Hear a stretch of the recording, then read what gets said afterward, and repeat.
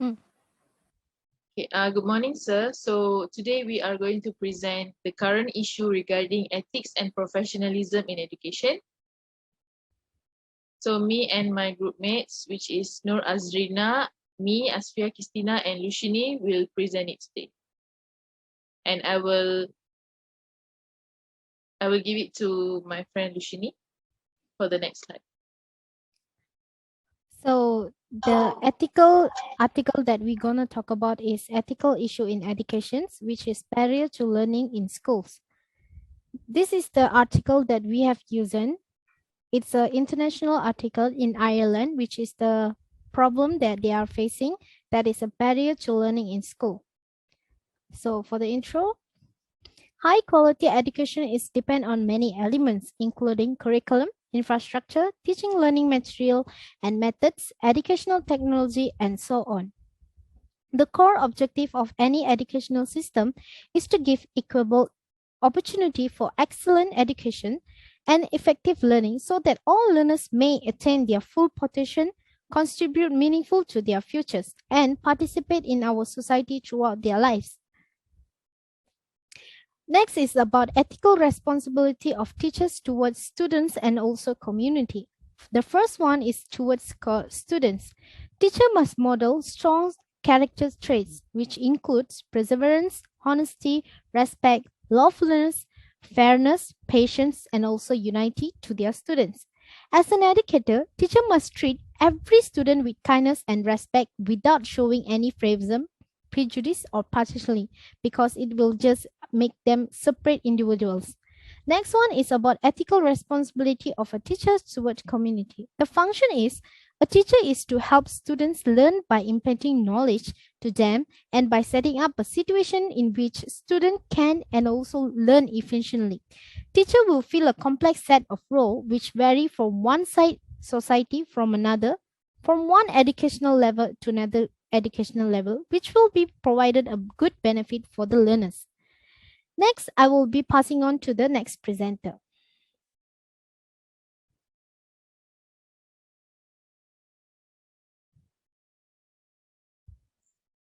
Hi, sir, and I'm Azrina. I will move forward to the discussion from the article on current issues. Okay, which is not what I have researched, which is not all children have access to education. Currently, I found that 264.3 million school-age children have never attended school or have dropped out prematurely. So the first current issue that I have researched, which is lack of learning materials. If we really think about it, we use a lot of resources throughout our student lifetimes. Most students in the developed world will use resources such as textbooks, pens, paper, and pencils, specialized mathematical tools such as compass and protractors. Yet many children around the world lack basic resources. Without the above resources, student learning is hampered. They have to contend with that what they have, and the lack of resources is not just due to poverty. And the next issue is lack of family income. Children in poverty are more likely to drop out of school. While we could say, well, let's make education free, it's actually a lot more complicated than that. Yes, some families cannot afford school fees, but most of the world's nations offer free basic education to all children. So why do poor families still not send their children to the school? Here, here are the few reasons. Even when school is free, the cost of transportation, uniforms, and teaching materials can be excessive. Poor families often need their children to drop out of school to start earning a family income. And the third issue is the lack of public transit. Even if the roads are good enough for children to go to school, what can they do what they can do when there is no workable transportation system? So this is the case in many parts of the world. Parents may not be able to pay for the bus tickets from the poor family. And the last issues is on the gender discrimination. In many parts of the world, girls are girl, girls discouraged from going to school. For example, girls are expected to stay at home and do chores. Families believe that girls will get stuck because of social discrimination.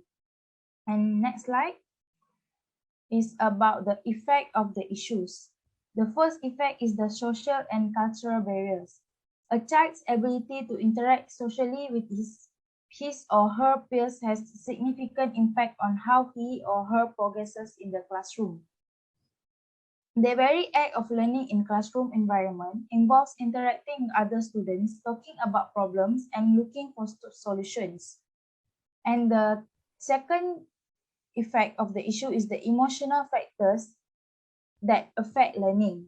The encouragement we receive from our teachers, parents, or even friends play an important role in our emotional learning. If a student adapt, always do your best mentally and learn from past failure, they will generally have a positive view of their own ability learned. On the other hand, if a student's internal voice always tells them that they are not good enough or they are always in the point of trying. And the last issue is on the personal issues that can affect their learning style. Okay, at the individual level, students often have personal problems that affect their learning. For example, students with learning disabilities who have been diagnosed with autism or other syndrome will find certain elements of learning more difficult than others. Likewise, students with learning difficulties such as other problem, and they find that difficult to learn and adapt new learning style in their daily basic school life. And that's all from me. I will pass to the next presenter, which is Asfia Christina.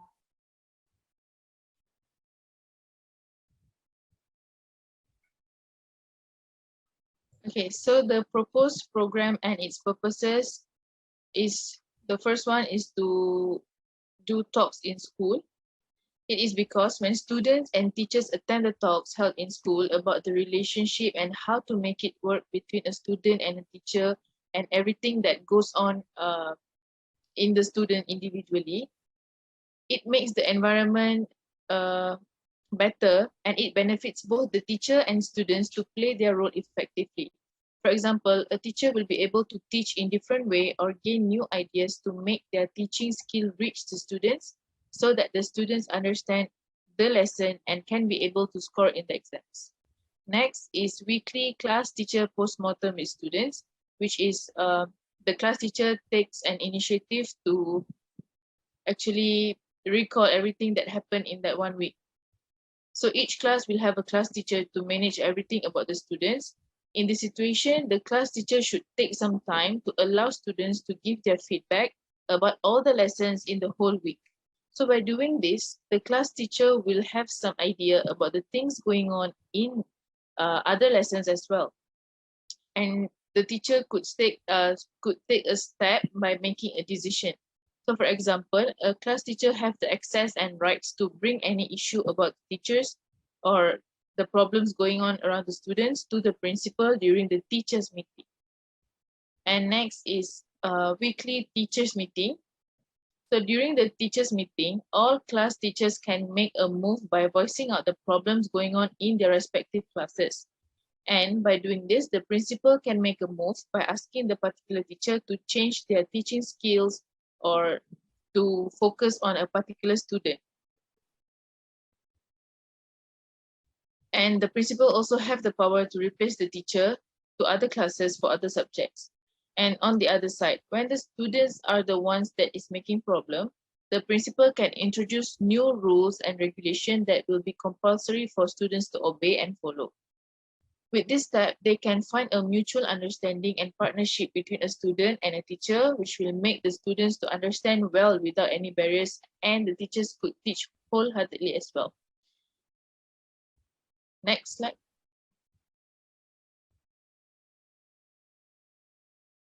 So how can the proposed program cultivate good ethics among the teachers and students? So for the teachers, first of all, they have to reflect on reteaching. So teachers will begin to reflect on the way of their teaching, whether it reaches the student's mind or otherwise. If the teacher is not satisfied with their own teaching, they can still modify or change the way of teaching to make sure it levels the standard of the student. And teachers can still reteach the same topic that has already been taught so that the student can understand more. And this is to make sure all the students really understand the topic and be able to answer well in the exam. Next point is to ask feedback. So after each topic or lesson, 5 minutes before the class ends, the teacher can take their own initiative to ask if the student understand the lesson or not. If they did not understand, the teacher have to repeat the same topic, and by collecting feedbacks, a teacher will be able to reflect on themselves so that they could change their teaching skills and strategy. The next point is guide and step aside. Some students prefer to just listen to the teacher, but there are some students who loves hands-on activities, which makes them connect more to the activity, which undoubtedly is the best step to make students love what they learn.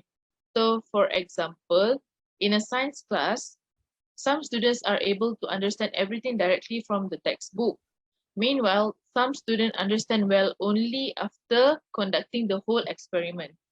So that is why a teacher has to guide and then step aside to allow the student to explore more about it by themselves. And when they can't understand something, they will not hesitate to ask the teacher. It promotes curiosity, which can only be cleared by the subject teacher on that time. So this is proven to be the best step so far to cultivate good ethics among teachers and students. So for the students, I have 2 points, which is to always clear the doubts and completing homeworks. So for clearing the doubts, students have to clear their doubts about the topics immediately so that they get the right answer and explanation on time. And at the same time, the teachers love it when the students have some doubt regarding the lesson, because they can feel that the students are actually listening and paying attention to the lesson. So by doing this, the students can understand the lesson without any disruption. Next point, completing homeworks. So a teacher will be happy and satisfied when the student obey and to the instruction and complete all the tasks given on time without procrastination. And by doing this, a student will be recognized by the teacher with good perception, good merits, and good attitude. Other than that, when students does all the homework, they will understand better and they can master the topic by referring the textbook on their own without a teacher, because it is when they will be using their mind effectively to generate an answer. So that's all from me. I will pass it to my next teammate. So, as for the conclusions, behaviorism theory is also related on how a teacher should be a good role model for the students. Behaviorism is best for certain learning outcomes like foreign language or even maths, but they aren't effective for analytic and comprehension learning. The behavioral theory specifics on how learning environment should be for the students to get their best result.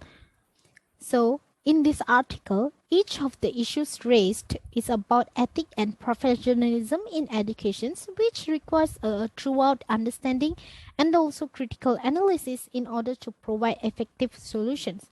So, as a teacher, it is the responsible to take care of their students in a way that does not discriminate them from their gender or even race, because it is the way to give a good example as a role model for the students. So that's all the presentations from me and my teammates. Thank you.